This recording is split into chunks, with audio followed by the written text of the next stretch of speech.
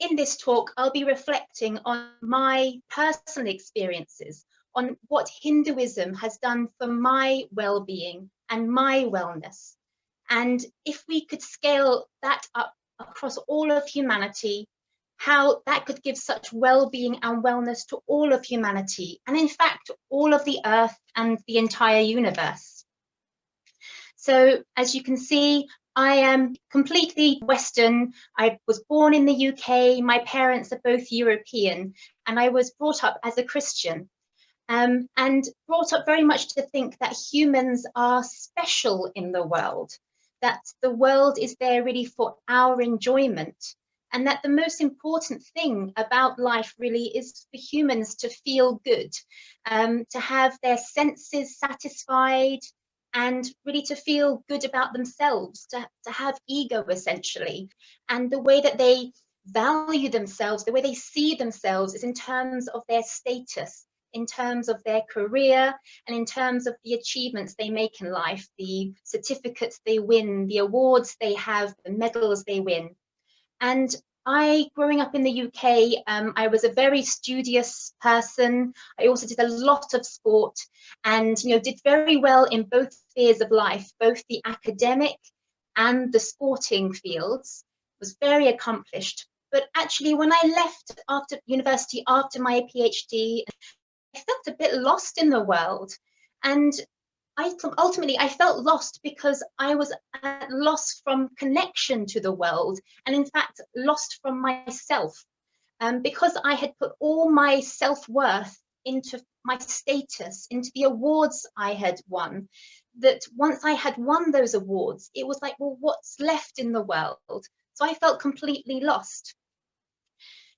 Very fortunately, I found out about Hinduism, and initially through my husband, but then through my own learning, my own exploration. And I feel my journey to Hinduism was made all the much more easy and straightforward because I am a scientist. That's what the major part of my education was in. It was in science. And I enjoy learning so much. I enjoy understanding things. I enjoy asking questions. And actually, in the West, until a few hundreds of years ago, that was a very dangerous type of person to be. If you were asking questions about, for example, how the universe worked and how the Earth, where the Earth sat within the universe, that was enough for you to be burned at the stake or to be hanged. And there are many examples of that happening to scientists in the West just a few hundreds of years ago. Whereas in Hinduism, it's so much encouraging thought. It's so much encouraging understanding and self-growth and learning that Hindus, they made so many scientific discoveries. And when I was learning about these scientific discoveries made by the ancient Hindus, I was just absolutely amazed. And it's not just their appreciation of learning, but it's their appreciation of debate and having open conversations and really doing everything you can to understand the truth. And that's something I really, really appreciated in Hinduism. So things, for example, how thousands of years ago, the ancient Hindu scriptures talk about the earth being a sphere and there being a slight bulge around the center, the equator, which we now, modern science has confirmed is true. The ancient Hindu scriptures, they tell in precise detail exactly what the distance between the sun and the earth is. They tell to the correct order of magnitude what the age of the universe is. They describe the geography of the whole planet, how many continents there are, and in precise detail, the geography of India. And very relevant to today's theme of program, there's so much in Ayurveda around personalized medicine. That is ultimately what Ayurveda is. It's the medicine that is specific to an individual, to their doshas, to their characteristics, which is both genetic and lifestyle related. And personalized medicine, I'm sure you're aware, is quite a hot word nowadays. It's a very modern word. It's only being talked about in the last sort of couple of decades, once DNA sequencing was discovered and developed. so that there was the opportunity to apply personalized medicine, medicine based on a person's characteristics. And yet the ancient Hindus, they were practicing personalized medicine thousands of years ago. And it's only today that modern science can validate the correctness of that ancient knowledge. So how were ancient Hindus able to make all these amazing ancient scientific discoveries? Well, major part of that is the fact that Hindus understand that all of existence is connected. We're all one. There is a single consciousness that binds everything and everyone. Humans, animals, plants, the earth, the materials of the world, the stars, everything is one single consciousness. And there is a way to connect directly to that consciousness, or to realize that direct consciousness, and that is through yoga. Yoga meaning, a unity with God, or that single consciousness. And the ancient rishis in India, they were masters at yoga, and they divinely received that knowledge, the eternal truth about the universe, and were able to make these amazing scientific discoveries that we've only been able to validate in the last few hundred years with expensive telescopes, for example. And these ancient rishis in India, with this, they imparted this eternal truth to the people of India and the world, in fact, who then practiced it on a daily basis for thousands of years. So there is so much wisdom in the ancient scriptures and within India today. So what does this connection with the single consciousness mean on a practical basis? So part of it is obviously that we realize that all of nature is divine, that we should worship it all, that we should not exploit anything, be it an animal or be it a material resource of the earth. And that is why Hindus, you see them worshipping nature, you see them doing puja or prayer and giving prasad or offering to Ma Ganga, one of the major and very special rivers in India. You see them doing Surya Namaskar. When they're doing their yoga asanas, they're basically giving gratitude to Surya Dev, the sun. So they worship everything in nature.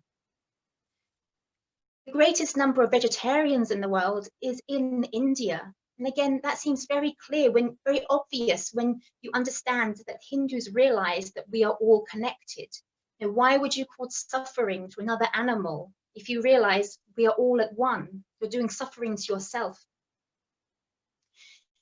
Hinduism really encourages looking inwards, self-growth, reflecting, exploration, continually becoming a better person, becoming more aware and more sensitive to your place, to the world and everything around you. And there are numerous epidemiological studies showing that actually having that attitude to life, looking inwards rather than always looking outwards for external validation, looking inwards is associated, statistically significantly associated with better mental health and better physical health. So for example, a person who undergoes terrible tragedy in their life, things that really are traumas, perhaps the death of a spouse or divorce or becoming bankrupt, a person who experiences those terrible things in life, they can still pull through very well if they are very internally resilient. Whereas somebody who is always looking outward for external validation, even a minor disappointment can really throw them off balance. And finally, Hinduism really helps you to realize that we each have an internal power, an infinite internal power, in fact, and that we don't have needs from very many physical things. We don't need external validation. We are complete as we are because we're all divine. And that is why in Hinduism, there is the greatest respect for sannyasis, people who actually have very few material possessions, who live a very, very simple life. They are some of the most respected people. And many of the itihas, the histories of India that Hindus are, they read with great devotion, such as Mahabharata and Ramayana. You see many times where the Hindu kings live in these very lavish palaces, but for some reason they have to leave those palaces and go and live in the forest, for example. And they are perfectly happy there. They don't begrudge having to leave the luxuries of the palace because they've got that internal resilience and they've got that connection to nature. So actually being in nature is perfect for them. And a really key concept comes out of this understanding that we are all at one, there is this single consciousness, which is the law of karma. Now, in the modern world, we know of Newton's third law of motion, being that every action has a reaction. Well, actually, the ancient Hindus, they've known this for thousands of years, and they know it's not just limited to physical motion. And therefore, how we treat things in this life has consequences for us in this life and in future lives.